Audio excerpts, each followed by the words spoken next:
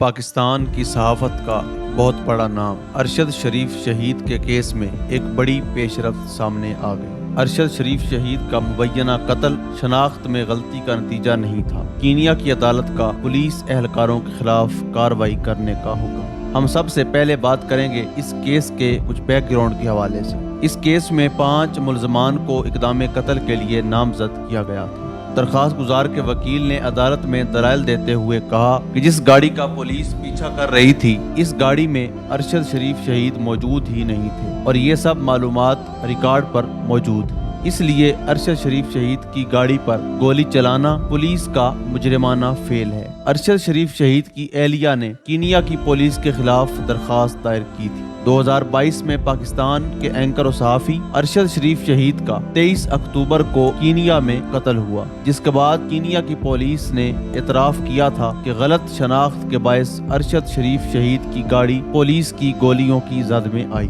حکام کے مطابق ملوث پولیس اہلکاروں کو حراست میں لیا گیا تھا، تاہم بعد ازاں انہیں نوکری پر بحال کر دیا گیا تھا، جس کے بعد ارشد شریف شہید کی اہلیہ جویریہ صدیق نے ملوث پولیس اہلکاروں کے خلاف درخواست کینیا کی عدالت میں دائر کی تھی۔ اب بات کر لیتے ہیں کہ یہ درخواست دائر کب ہوئی۔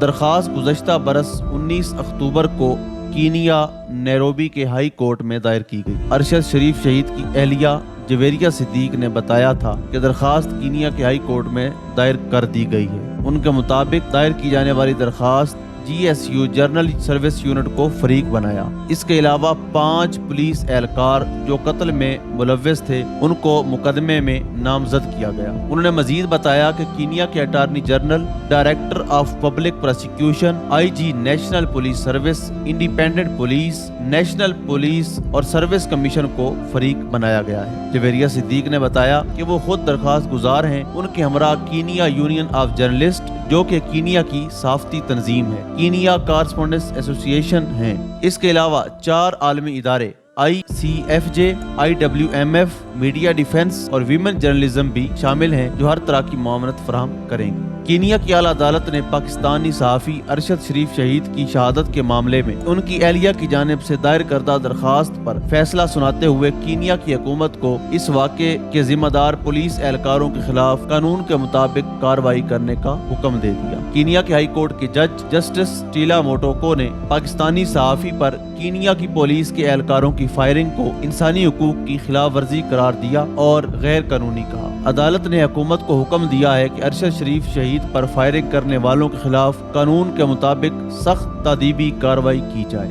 جسٹس سٹیلا کا کہنا تھا کہ ہر شخص آئین اور قانون کے سامنے برابر ہے، اسے زندہ رہنے کا حق حاصل ہے۔ فیصلے میں یہ بھی کہا گیا کہ ارشد شریف شہید کے قتل کی گہرائی کے ساتھ تحقیقات ہونا لازم ہے اور ان پر ہونے والی فائرنگ کے بارے میں معلومات کی عدم فراہمی معلومات کے اصول کے حق کے خلاف ورزی ہے۔ ارشد شریف شہید اپریل 2022 میں سابق وزیر اعظم پاکستان عمران خان کے خلاف تحریک عدم اعتماد کے بعد پاکستان چھوڑ کر چلے گئے تھے۔ اطلاعات کے مطابق ان کی اس جلا وطنی کے دوران وہ پہلے دبئی، پھر لندن اور پھر کینیا کے دارالحکومت نیروبی میں مقیم رہے۔ 22 اکتوبر 2022 کی شب وہ نیروبی سے 110 کلومیٹر کے فاصلے پر مگاڈی کے علاقے میں پولیس اہلکاروں کی فائرنگ سے شہید ہو گئے تھے۔ کراچی میں پیدا ہونے والے 49 سالہ ارشد شریف نے متعدد پاکستانی نیوز چینلوں میں کلیدی عہدوں پر کام کیا تھا۔ جلا وطنی اختیار کرنے سے قبل وہ نجی نیوز چینل ARY سے منسلک تھے، تاہم عمران خان کی حکومت کے خاتمے کے بعد انہیں نوکری سے فارغ کر دیا گیا، جس کا اعلان ان کے ملک چھوڑ جانے کے چند دن بعد ARY کی جانب سے کیا گیا تھا۔ پاکستانی صحافی ارشد شریف کے کینیا میں پولیس کے ہاتھوں ہونے والے قتل پر ان کی اہلیہ جویریہ ارشد کی پولیس کے خلاف درخواست پر آج فیصلہ سناتے ہوئے کینیا کے ہائی کورٹ نے متعلقہ محکموں کو دونوں ملوث پولیس افسران کے خلاف فوجداری مقدمہ شروع کرنے کا حکم دے دیا ہے۔ جویریہ کے وکیل اوچل نے بتایا کہ یہ تحقیقات یا مقدمہ چلانے میں ناکامی پر حکومت کے خلاف دیوانی مقدمہ تھا۔ عدالت نے یہ بھی قرار دیا کہ DPP اور IPPO نے 2 پولیس افسران کے خلاف اعترافی فائرنگ کا مقدمہ چلانے میں ناکام ہو کر مقتول کے حقوق کی خلاف ورزی کی ہے۔ انڈیپینڈنٹ پولیس اور سائٹ اتھارٹی اور ڈائریکٹر پبلک پروسیکیوٹر کو تحقیقات مکمل کرنے اور دونوں پر فرد جرم عائد کرنے کا حکم بھی دیا گیا ہے۔ اس کے علاوہ عدالت نے درخواست گزار گزار کو مکمل ادائیگی 10 ملین مقامی کرنسی بمائے سود ادا کرنے کا بھی حکم دیا، جو کہ امریکن کرنسی میں $77,821 بنتے ہیں، جو کہ پاکستانی کرنسی کے مطابق 2,16,34,238 روپے بنتے ہیں۔ یاد رہے کہ ان کی اہلیہ نے کسی ادائیگی کی درخواست نہیں کی تھی۔ جویریہ صدیق کے وکیل اوچل نے مزید بتایا کہ ہائی کورٹ نے قرار دیا ہے کہ کینیا حکومت نے ارشد شریف کے ساتھ ظالمانہ اور توہین آمیز سلوک کیا، ان کے انسانی حقوق کی خلاف ورزی کی گئی۔ ارشد کو GSU کے 2 پولیس افسران نے 23 اکتوبر 2022 میں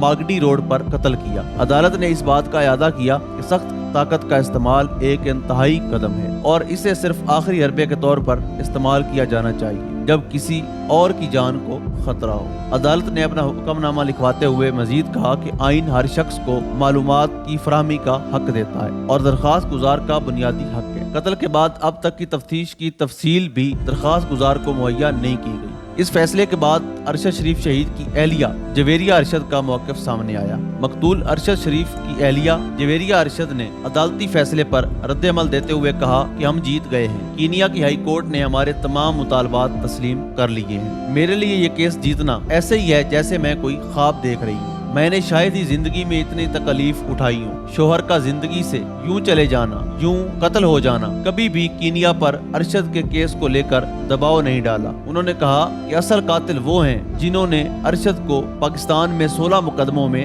نامزد کیا تھا۔ انہوں نے کہا کہ عدالت نے ارشد شریف شہید کا قتل انسانی حقوق کی خلاف ورزی قرار دیا ہے، جبکہ عدالت نے یہ بھی کہا کہ درخواست گزار کو کینیا حکومت کی جانب سے مکمل معلومات فراہم نہیں کی گئی۔ درخواست گزار نے درخواست اس لیے دائر کی کہ ان کو فائرنگ کے واقعے کے بعد ملوث ملزمان کی کوئی معلومات فراہم نہیں کی گئی۔ اس عدالت کے علم میں ہے اس کیس کے دوران بھی کینیا پولیس کی جانب سے تسلی بخش جواب جمع نہیں کروایا گیا۔ اللہ پاک وطن عزیز کا حامی و ناصر ہو۔ پاکستان پائندہ باد۔